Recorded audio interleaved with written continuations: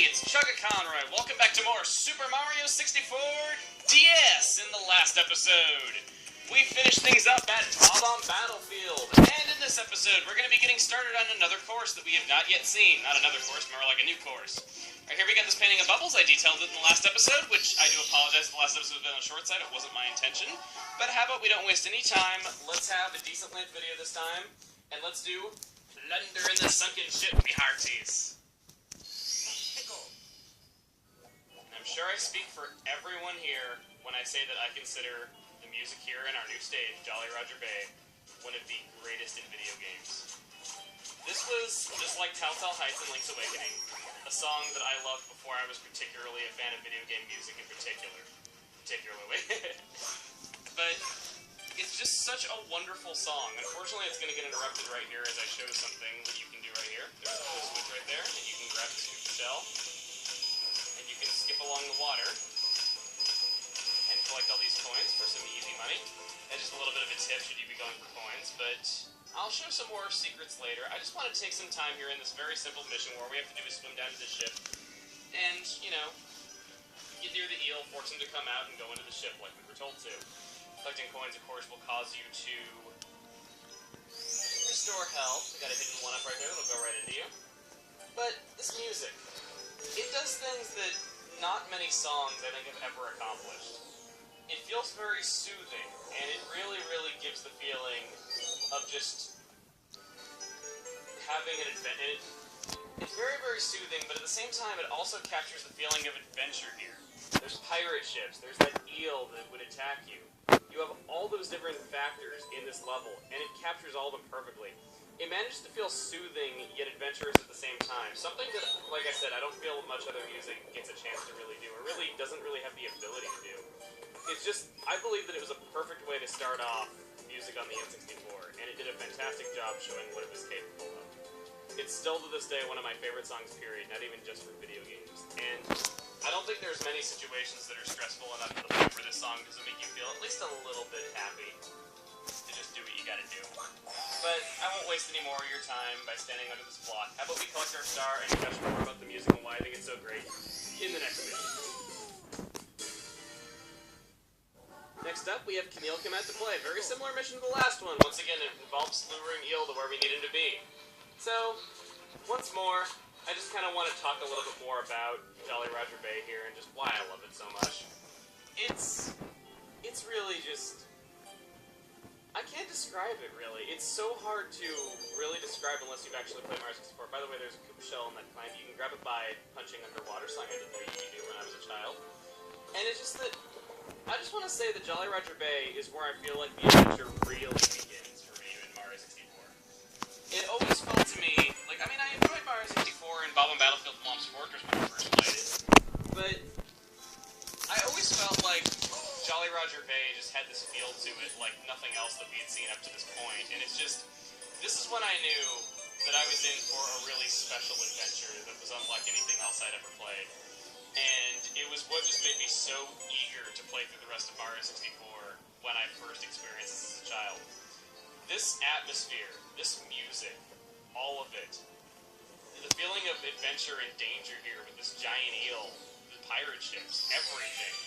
This level, it's greatness. I can't say enough good about it. It's greatness. That's all I can really say about it. I know it sounds like I'm utterly fanboying, and I probably am, but as we collect the star, that's just what I feel about Jolly Roger Bay. It's magical to me. Our third mission, Treasure in the Ocean Cave. Okay, I'll stop contrasting the feeling of this level so much by doing that, but you get what I mean.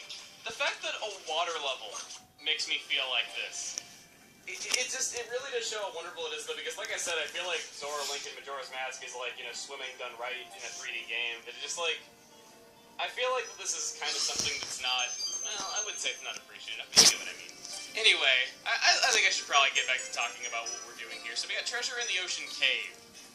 Bit of a hint, we saw a cave entrance when we did this first mission. We got the eel swimming around here. We can swim up to him and barely avoid getting hit. Got a star down there, but it's not the one that we're meant to collect, so how about we just head through here? I didn't get the one up to here, unfortunately. And we have ourselves one of the simplest missions in Super Mario 64. All we had to do is get here. Like I said, I know that I can just grab the Koopa shell to go through this fast, but I don't really want to do that. right here with this, and we have a new item that pops up. This is a power flower. And unfortunately, I'm going to interrupt the music just as I said I didn't want to. Collecting it as Mario, we can now float like a balloon. We basically have the P-Balloon power from Super Mario World. This was not in the original Mario 64.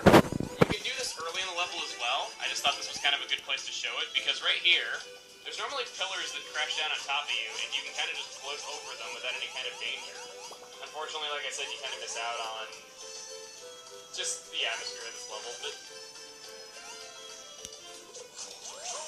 I just felt like it was a good time to show that, so anyway, we stop the Skoomba, and what do we got here? What does the sign say? Ahoy, matey, I have sunken treasure here, I do. But to pluck the plunder, ye must open the treasure chest in the right order. What does that order all say? I'll never tell the captain. So we have an imaginary Mario character that's never been seen. Super Mario Wiki has a probably hilariously written article that goes way too deep into how that is. Anyway, open this, open this, open this, and open this. A little bit pointless, but as a child when I experienced the first time, I guessed that in one try without even any trial and error. So let's hit this, and get ourselves another star. We have Blast at the Stone Pillar as our next mission, so we finally have a cannon-based mission. Now, starting off right here, you're going to notice the cannon is right here, but we need a bomb buddy if we want to access it. He's not hard to find, he's just right over here on this cliff, nothing too unusual.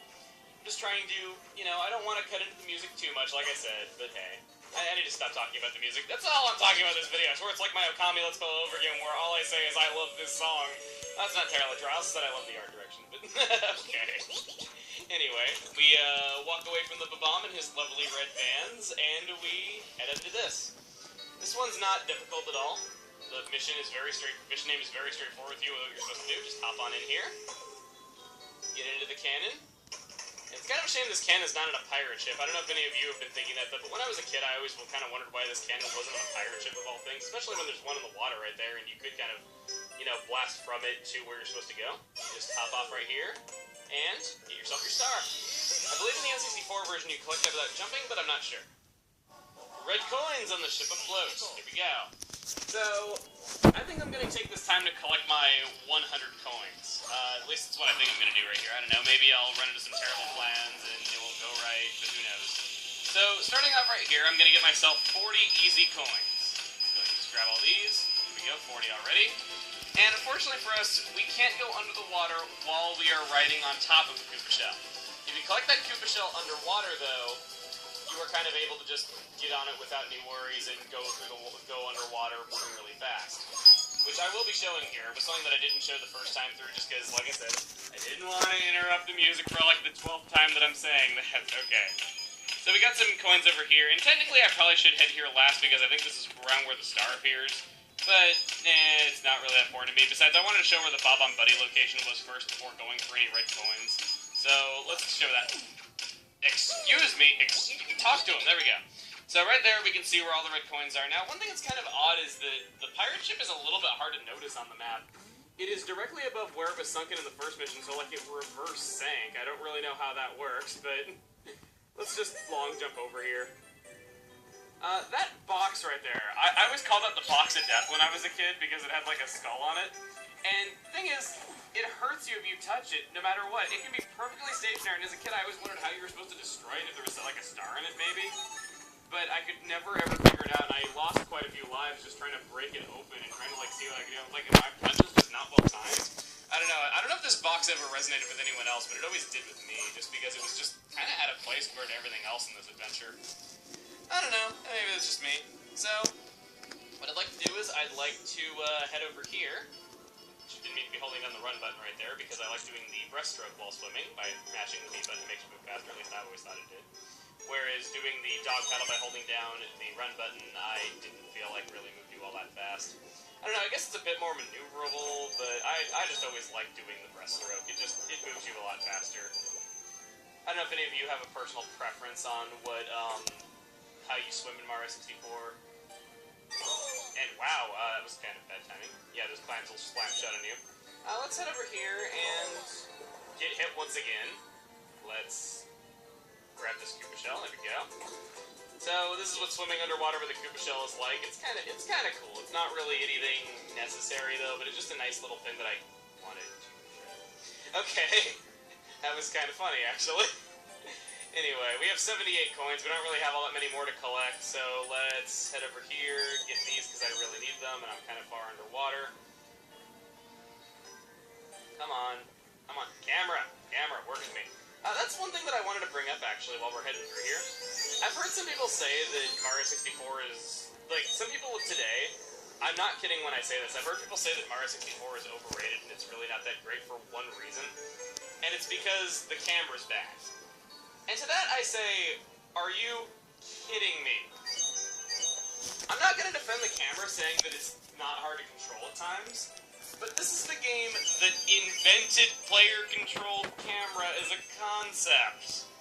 I mean, have you ever noticed that nobody referred to moving the point of view as a camera until the Lakitu, you know, had his little camera on the end of his fishing rod? You know? You ever notice that? Yeah, this is the game that ingrained the concept of a player-controlled camera into 3D platforming. And when it is like that, you kind of can't fault the game or say that it's overrated for not having the best camera in the world, because it's just, you kind of couldn't expect the first one to be as great as the stuff that came after it. It's just, the fact that you like player-controlled cameras that work well, I mean, you kind of had to lay the groundwork somewhere, and I feel like that's what Mario 64 did. Anyway, let's go ahead and grab ourselves the star. And I am missing 2 red coins. I believe that one of them is right over here. We just need to get on top of that pillar right there.